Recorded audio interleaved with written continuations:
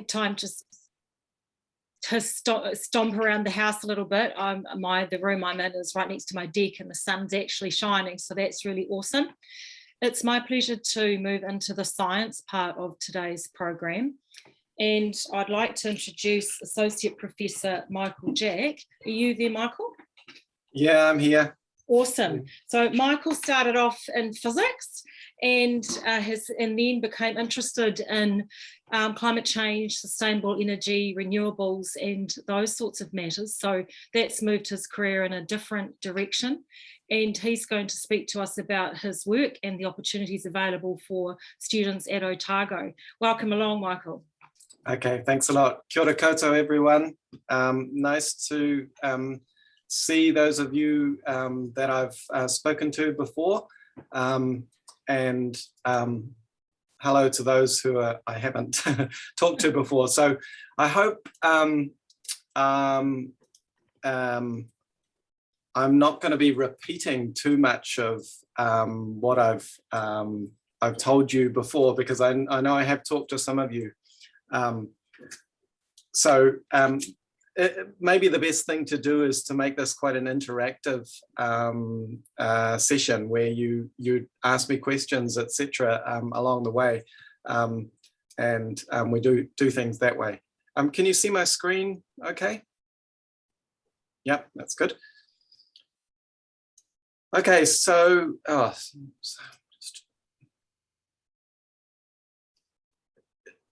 can you just see the presentation, or can you see my whole screen? Because I'm not sure I did that right. We can just see your presentation. It looks perfect. Perfect. Okay, great. Yeah, so my name's Michael Jack. I'm the director of the energy program here at Otago.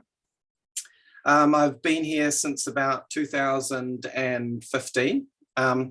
So I wanted to tell you a little bit about our program, what we teach as part of our program, a little discussion about some of the research we do, the people who are interested in energy research at Otago, what we do. And then I kind of wanted to go through some of the profiles of some of our students, because I think that will give you a really good idea of who they are and what they end up doing, and then you know, a good idea of how to see what students are suitable for this program. Does that sound like a good plan? Sounds perfect. Okay, great. So so we've got a pretty unique program. I say that with a little bit of hesitation, because a number of, we've been going for a long time, and a number of organizations have started to develop programs into this, in this area. And so it's starting, I'm less and less able to say we have a unique program. But what we try to do in our program is we cover the science behind renewable energy technologies and energy efficiency. So we cover the technical and scientific aspects of those areas, and also how they fit in with climate change and reducing carbon emissions. And the point of what we do is it's very energy focused.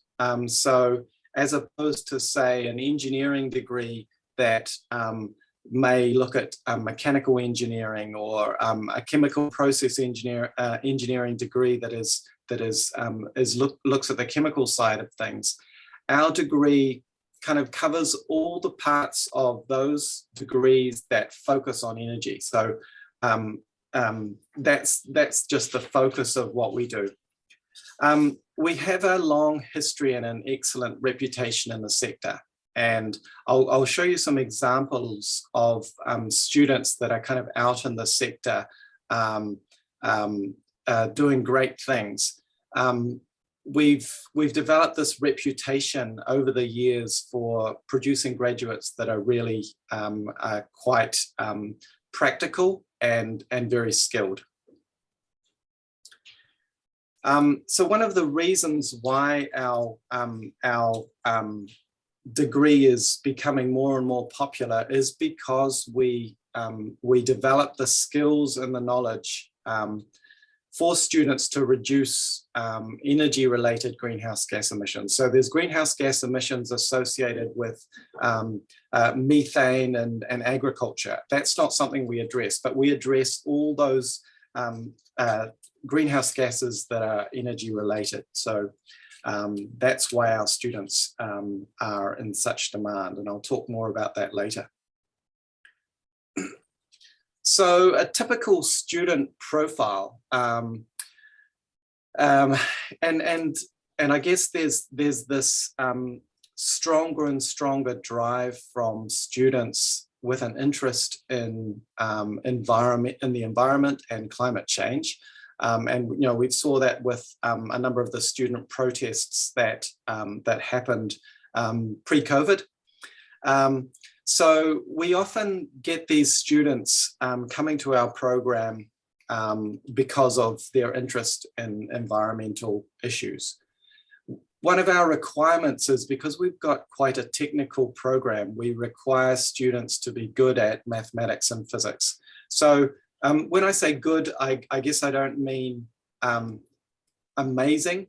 They can be competent and do our program. That's kind of what we require. So our program requires a bunch of other skills, but we do require that sort of basis in mathematics. They often come in, as I said, they have this interest in the environment, in climate change, and or renewable energy. Some of them are coming in and they've already focused on renewable energy, and that's what they're interested in. So the combination of those two things, good at mathematics and physics, or competent at mathematics and physics and interested in the environment, are really good fits for our program. One of the other things I just want to emphasize is that often our students, the profile of our students they're interested in applications rather than the pure science aspect of things. So I'd compare this with physics majors who often are interested in the pure science aspect of physics. So our students are very similar to engineering majors in that sense. They're interested in the application of science.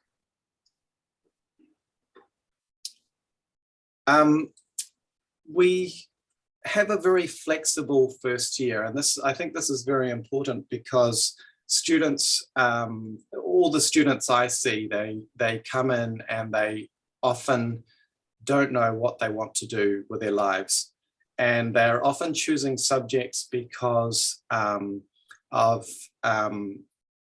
they learnt the subject in high school and liked it there. It's often very different at university. And there's a whole range of areas that aren't part of the high school curriculum that they really don't know about.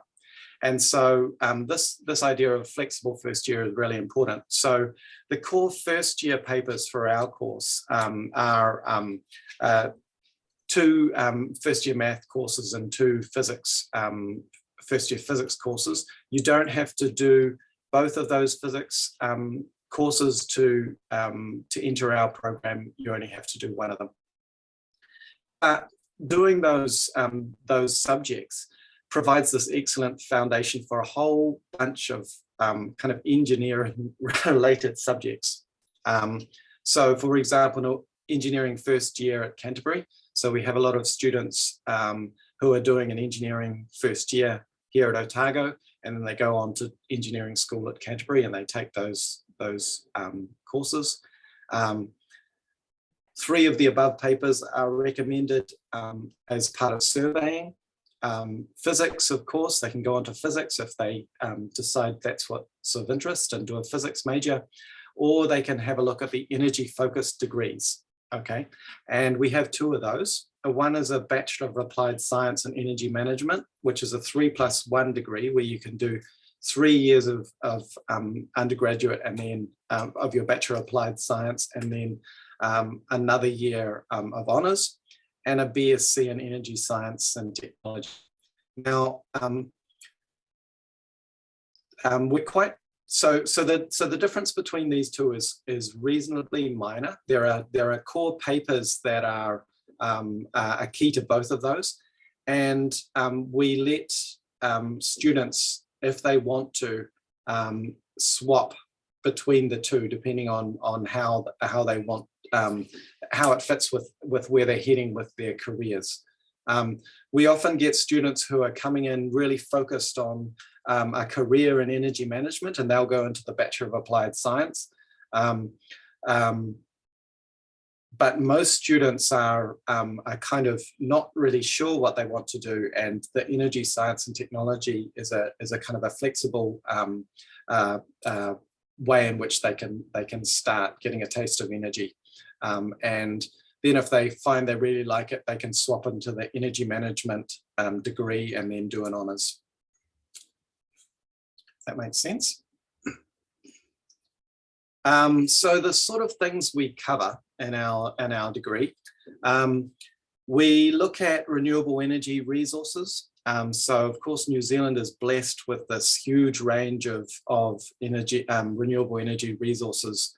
The standard ones like solar PV, wind, hydro, geothermal, but there's also a whole bunch of resources that haven't been exploited yet, and such as wave and tidal, which New Zealand has a lot of. And so there are new technologies being developed in those areas, and we help the students learn to estimate the energy content of all those resources. The kind of core of what we do in our course is focused on thermodynamics, which is really the science of converting energy from one form to another. Okay, and as part of that, you learn about conversion technologies and the efficiencies associated with those technologies. We also think about things like end use and energy efficiency, so how to be more efficient with the energy you use. Energy systems, how it all fits together, and this can be at a small scale, a micro scale, up to how does a whole country's energy system fit together.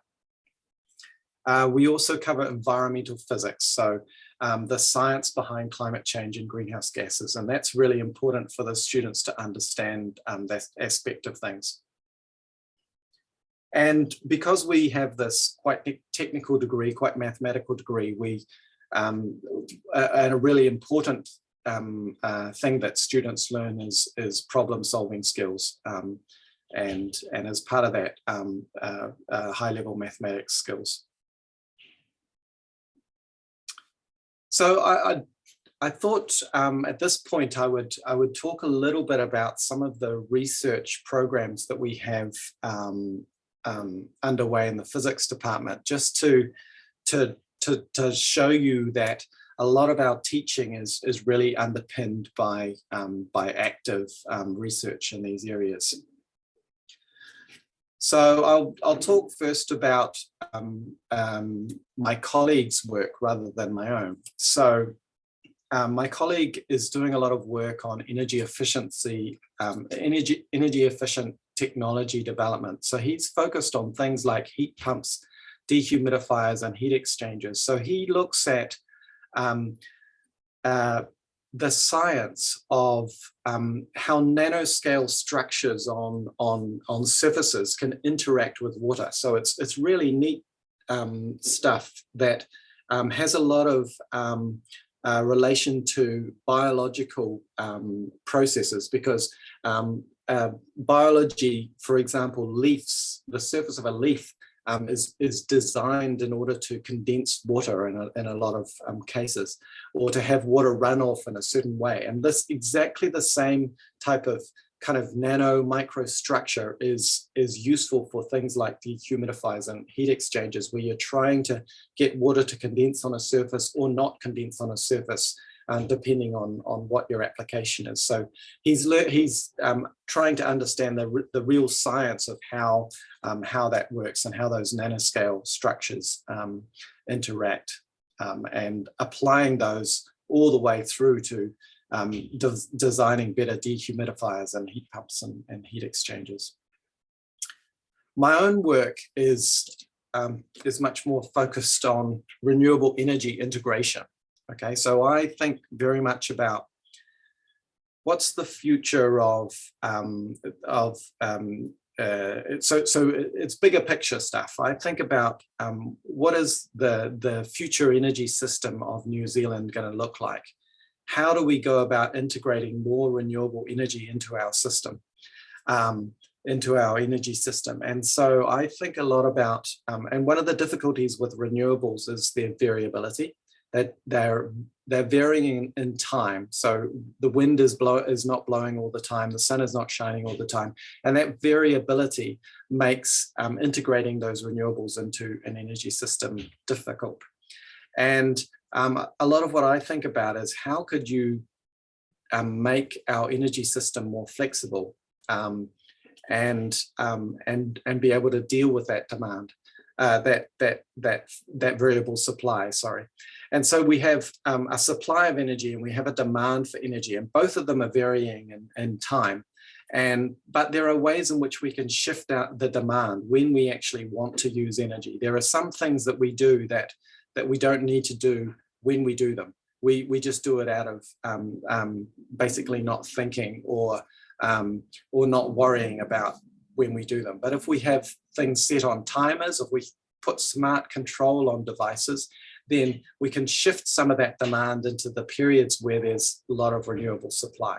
So that's a lot of what I think about. I think about how in the future, as we get to very high percentages of renewables, and we need to be much more smarter about how we control our electricity grid especially. And so this is just a sort of a picture to sort of illustrate what I'm talking about. So in the past, we've always thought of electricity as flowing one way. So coming from a power station, going through our transmission lines and being consumed by commercial buildings, commercial businesses or residential consumers, right? However, as the world is changing with a lot more distributed energy generation and a lot more ways in which we can use energy, we need to rethink how our electricity grid is structured. And in the future, it's much more likely that the electricity grid is this enabling thing which allows us to connect these distributed energy resources like solar PV, wind, etc., between neighbors, between parts of the country, rather than this sort of centralized structure. We also need to think about the future of electricity demand, where we've got electric vehicles coming, which are going to put much more demands on the electricity grid. We've got energy efficient technologies. We've got things like smart appliances that can be, the use can be shifted in time. And so we need to think about how those new things interact in this future electricity grid. So these are some of the things I think about. And the key element is really this kind of idea of greater flexibility, being able to deal with that variability of renewables and that variability of demand, and using things like batteries or smart control to shift demand to when we have plentiful renewable supply. So those are some of the things I think about in this area. Okay, so I kind of want to go back to our students a little bit more and kind of talk to you about, I guess, where they end up and what industry think about these students. And basically, I want to emphasize that there are really excellent career prospects for our students. The graduates are really in high demand. So they come out of their degree, whether it's a BAppSc, a BAppSc honours, or a Bachelor of Applied Science honours, they end up getting these really interesting, high-paying jobs very quickly. So they're thought of as engineers with an energy focus. So that's kind of where they end up getting their jobs. One of the really important things about these students is that, as I said, they have the skills and knowledge to reduce greenhouse gas emissions. So the real interest coming from businesses, government, etc., is around greenhouse gas emissions rather than energy per se. But because our students know how to understand this connection between energy and greenhouse gases, they have those skills to reduce those greenhouse gas emissions. So a lot of these companies, government organizations, etc., have put in place these strategies where they want to reduce their greenhouse gas emissions by 80% or whatever, get to net zero by 2030, but they don't have the skills or the knowledge to actually figure out how they're going to do that on the ground. And that's those are the skills that our students have. You know, what should we do first? You know, how do we go about reducing these greenhouse gas emissions? And they can really make that difference. And on top of that, a lot of what they can do can save companies money. Okay, so if you're saving energy, you can often save money. And so that's a really important part of why they're in high demand. I kind of wanted to say something about clean energy careers as a sort of a meaningful and future-proof career as well, because you know, I think this is one of the reasons why you know, it's a great thing for young people to be getting into. And I think, you know, worldwide there's been a number of publications that have come out talking about this. And here's just one of them from the US. You know, they're talking about the momentum of the world's clean energy transition, you know, impossible to ignore. Every country in the world has to go through this transition to decarbonize, and we need people with the skills to be able to do that. So I guess some of the key things about this is that, you know, they require greater scientific knowledge than your normal profession. There's a lack of young people entering these jobs. There's a lot of history of I guess people working in the energy sector that are kind of getting on in age, and where there's a need for the young talent to come through. And you know, these occupations are high paying, and often, as I've found it, there's this very even distribution between male and female graduates that are coming out. And so, as opposed to the past, where a lot of these jobs were kind of very male dominated, things have definitely changed once you put a sustainability or a carbon stamp on things. There are many more female students who are entering these jobs, which you would enter in these areas where you would traditionally consider them to be male dominated. And I'll show you some examples of that. Yeah, so now I just kind of want to go into, you know, what do our graduates do? Who are they? Just so that you can get this idea. And so this is Malia. She graduated with a Bachelor of Applied Science honours in 2018. She got a graduate position at Kiwi Rail, and then got appointed to a permanent role as their energy and sustainability advisor.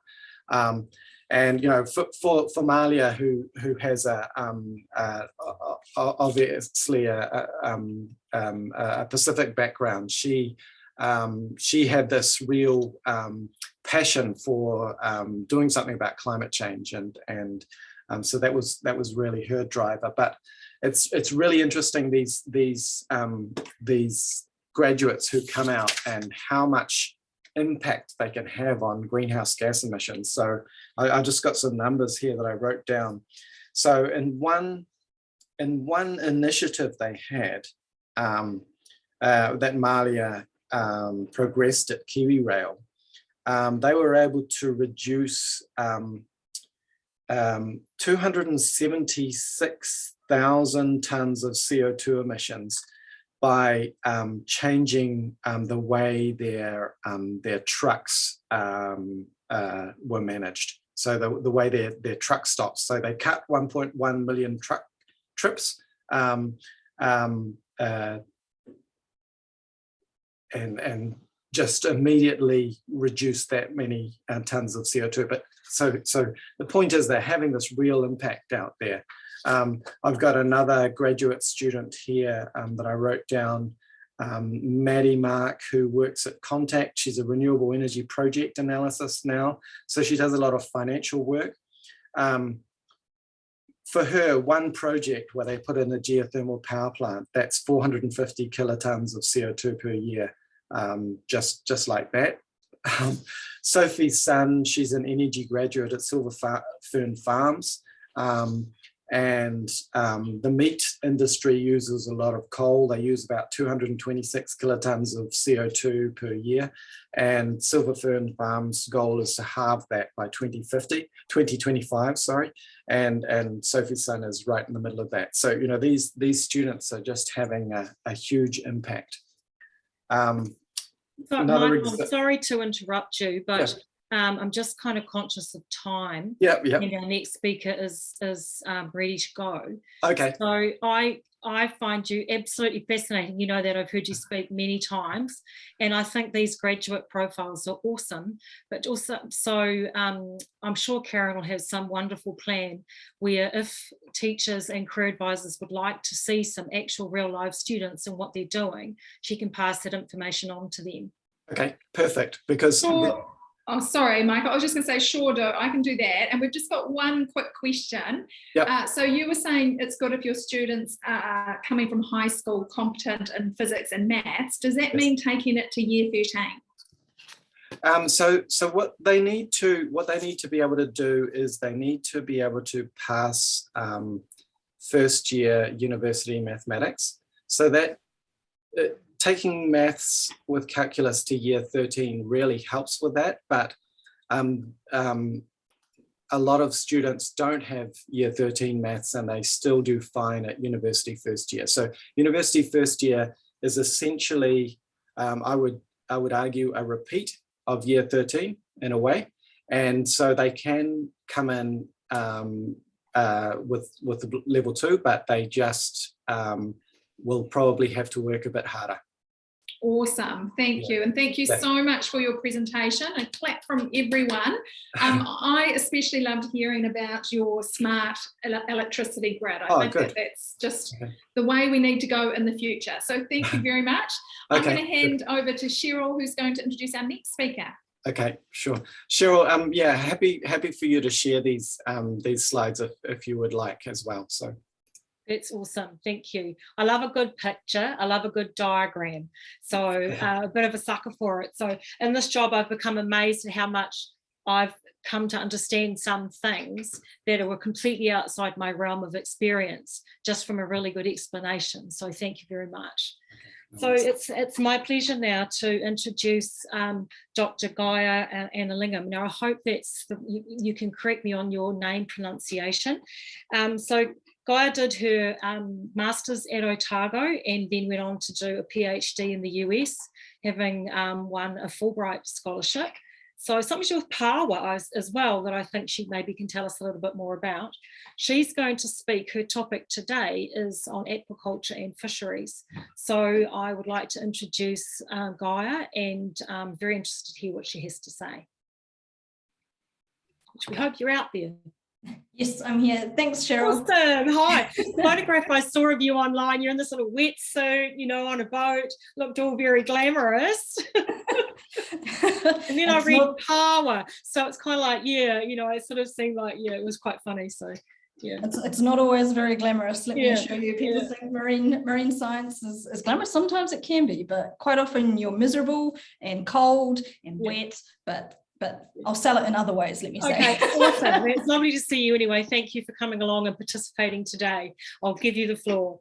No worries. So I'll just introduce myself first, I guess. So you did a good job with my name there. My name is Gaya Gnanalingam. I'm a lecturer in the Department of Marine Science, and I work primarily in the aquaculture and fisheries space. So I work a lot in fisheries restoration, working with species that people like to eat. So things like paua and kaura or crayfish.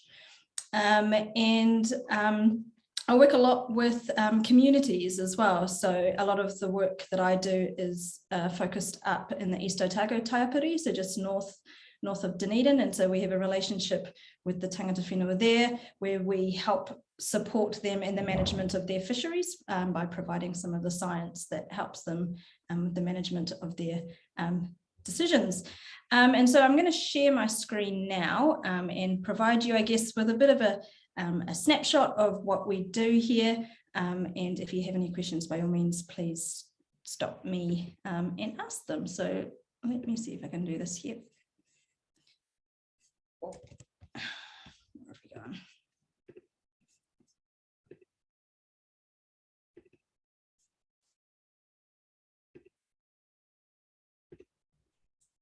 gone? So can you see the presentation there? Yeah, looks good. Thank you. Okay, fine. Cool. And so Aquaculture and Fisheries is based within the Department of Marine Science. And here is a picture here of myself and 3 of our students conducting a paua survey in the East Otago Taiapiri. So the question, what is marine science? Well, many people will think of whales when they think about marine science. They'll think about the big charismatic megafauna and studying those. If you ask some students, they might think to be a marine science means that you are a dolphin trainer and work in places like SeaWorld, but let me assure you there is a lot more to marine science than that. So as well as our big charismatic megafauna, we look at a whole range of other animals, flora and fauna. We look at fish, we look at invertebrates, many of which make up our valuable fisheries. We look at seaweed, so our big ecosystem engineers that help maintain a healthy ecosystem. But aside from, I guess, the biology, which is sort of the natural assumption, there is a whole range of other facets that come into play as well. So we're involved with things like policy and law, history and culture. More and more there is an emphasis on including Indigenous knowledge or Mātauranga Māori in the work that we do. There is marine geology. So things like sediments, cores, rocks, and chemistry all come into play within marine science, as well as oceanography. So things like understanding waves, tides, currents, and fronts. These all come into play, and it's very much an interdisciplinary program. It draws from a whole range of different places, and you can see sort of the range of work that takes place within the department in those photos at the bottom there. We've got people diving and measuring paua, we've got people mapping the benthic environment, and we've got people doing laboratory work looking at microchemistry of various organisms. Aquaculture and fisheries, I suppose, is a subset of marine science. It is particularly relevant here in Aotearoa. New Zealand has one of the largest exclusive economic zones in the world, and within this zone we do a lot of fishing activity, and fisheries, commercial fisheries, are one of New Zealand's biggest export earners. And as such, it is an important industry, and it's one that requires people who understand the marine environment. As well as commercial industry, there are significant customary and recreational values within the fisheries sector. And science plays an integral role in the management, policy development and technology that is used throughout. Part of, I guess, the appeal for many of our students is the fact that our marine environment is under significant pressure. There are challenges that we will need to address as a country, internationally, within the marine space that will require students and professionals who understand the marine environment. So climate change in particular is one that is going to affect the marine environment in a number of ways. I mean, for instance, we're already experiencing a significant marine heatwave this summer down in southern New Zealand, and that's having a huge impact on the marine environment. You might have seen reports of mass sponge bleaching in Fiordland, and that's just, you know, one of the indicators of a marine system that's not quite in balance. And so understanding fisheries is going to be a huge challenge for us into the future.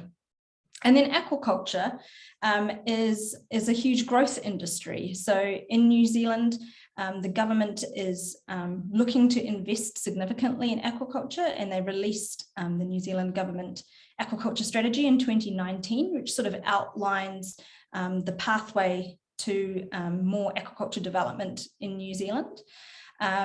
We're looking, I guess, to push current sort of exports up towards $3 billion and growing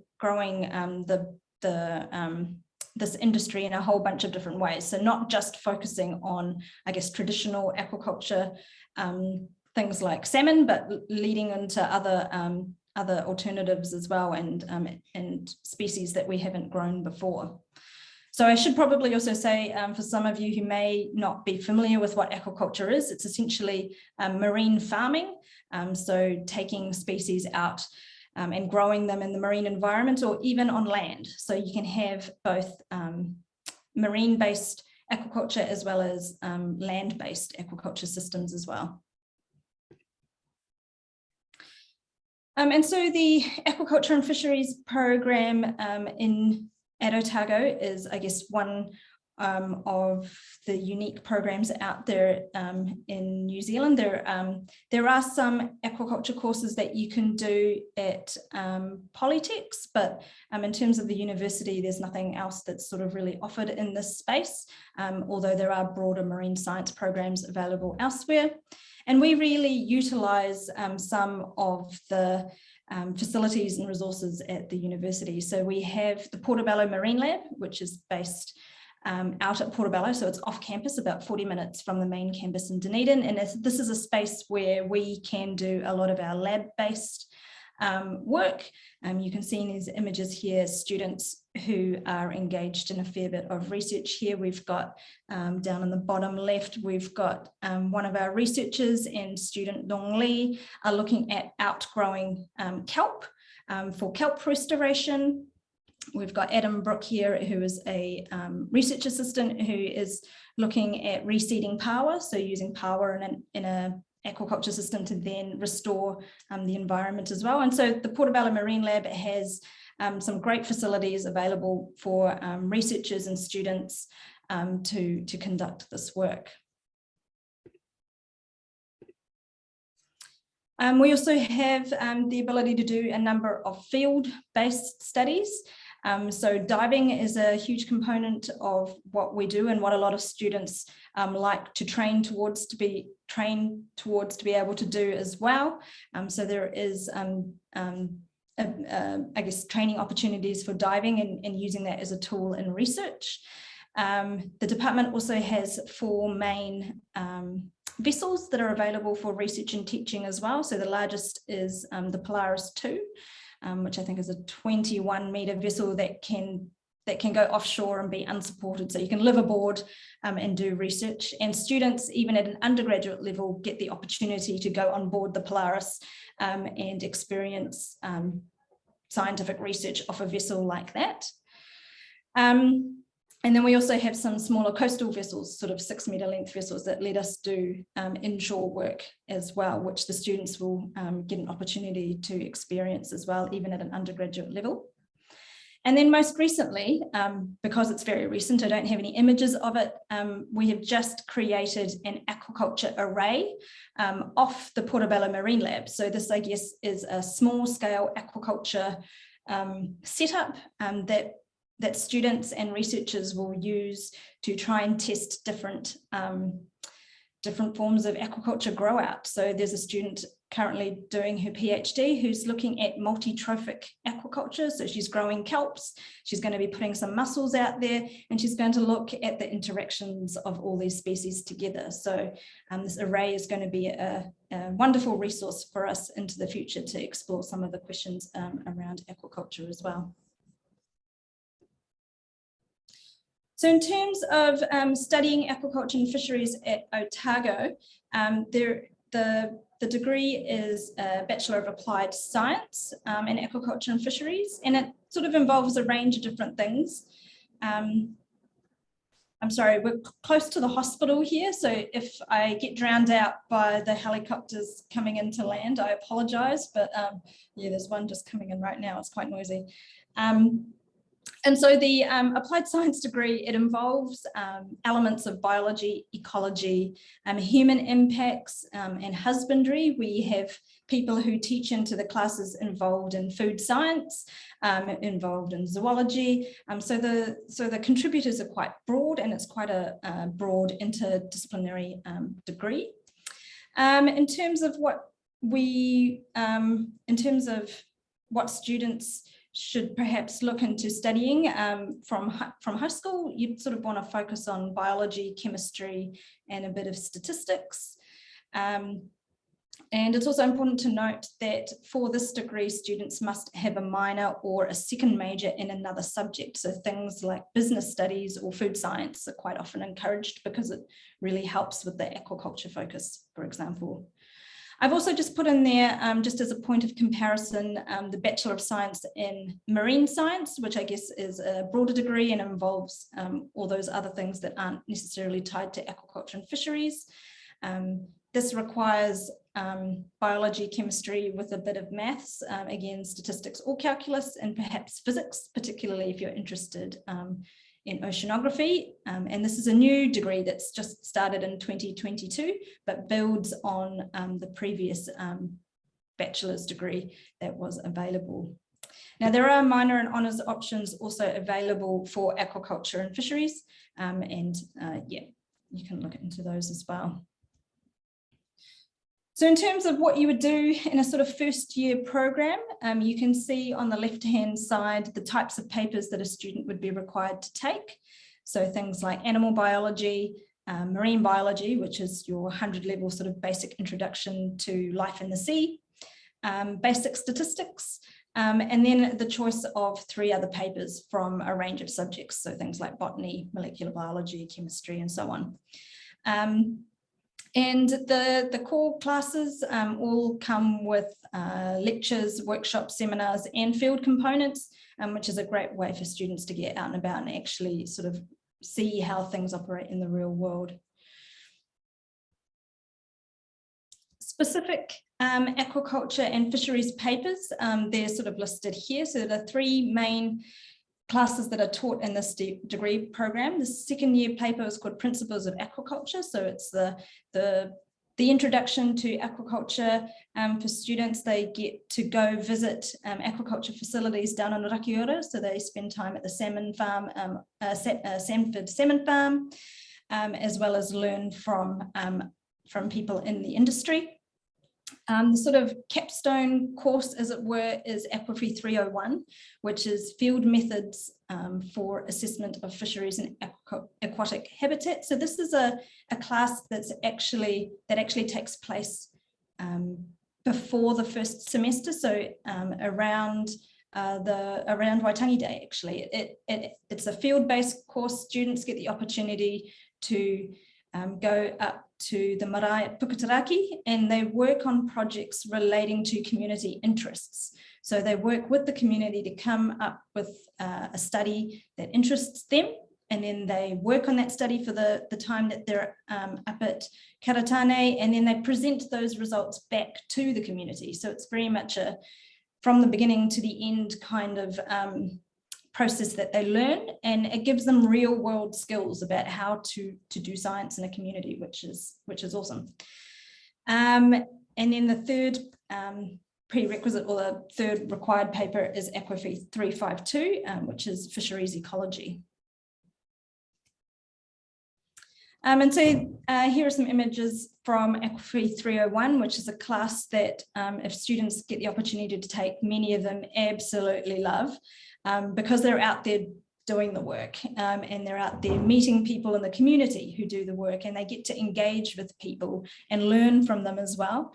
So the work is done mostly around the East Otago Taipuri, and like I say, they're based at Puketeraki Marae. We stay on the marae, so we sleep in the wharenui, we eat in the wharekai, and we sort of learn about the history of the place as well. So it's a really valuable class for a number of these students.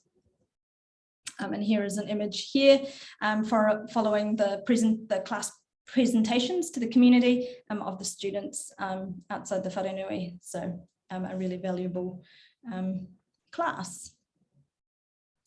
And a key part, I guess, of the aquaculture and fisheries work that we do at the university is sharing the research with the community.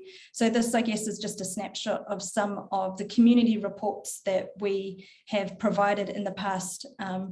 Research that's come from students, a lot of postgraduate students contribute to this work, as well as the researchers as well. So it's a key part of the work that is done in the program. I also want to introduce to you a new Centre for Research Excellence called Coastal People Southern Skies, that's hosted at the University of Otago, but also has researchers at other institutions. So there are researchers based at Victoria University and the University of Auckland. It's meant to be a national sort of program that draws together researchers and students and community members from around New Zealand.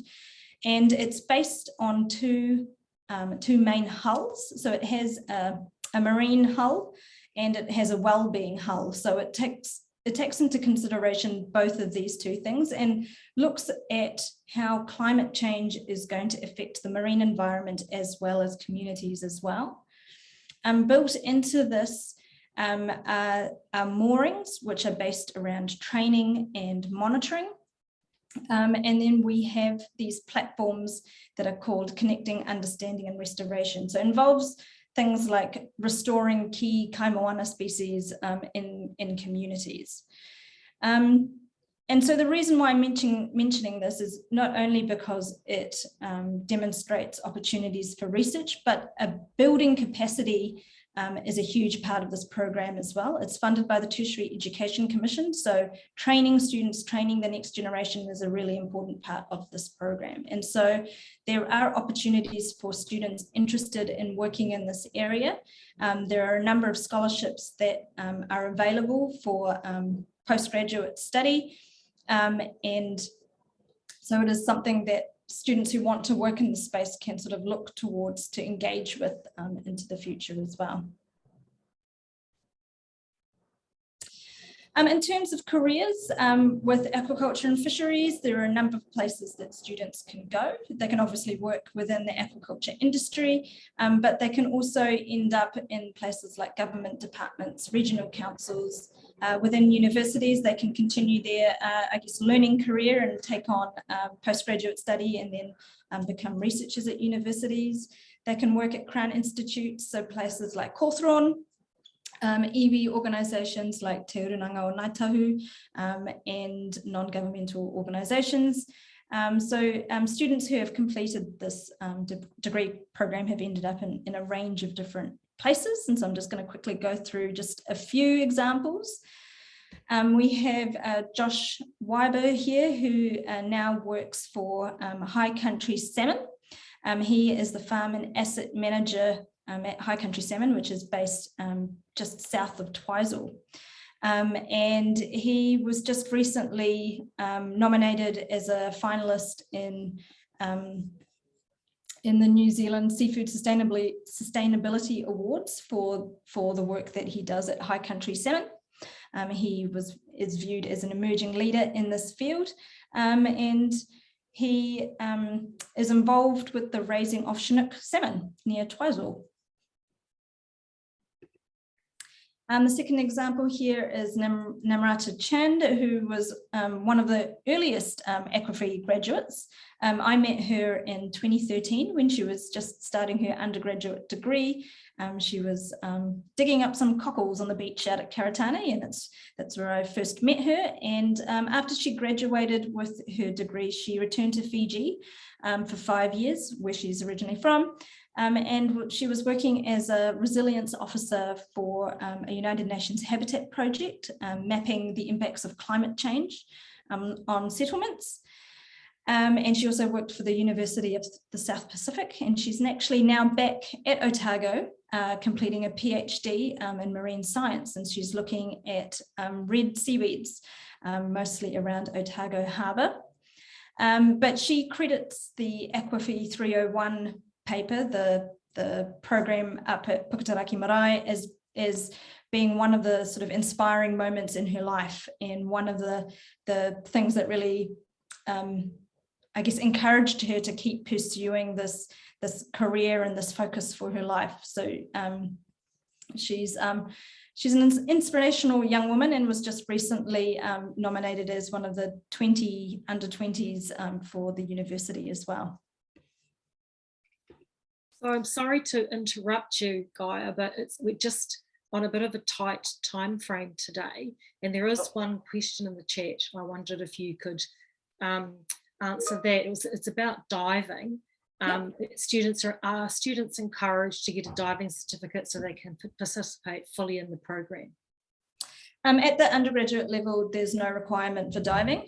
That becomes, I guess, an optional extra for students who then go on to pursue postgraduate study. But I suppose at an undergraduate level, if a student was really interested in it, there are ways in which we could support their development, but it's definitely not a requirement. And just before we wrap up, is there anything in particular that you would like to finish with before we move to a break? Don't want to chop off your brilliant bits.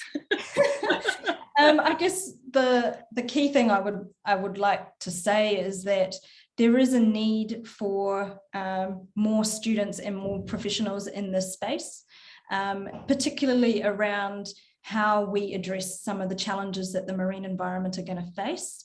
So we need people who understand this area and who want to work in this area too. And I, just on an aside, I started my academic career as a law student. I wanted to be a lawyer, and I didn't know that you could make science a career.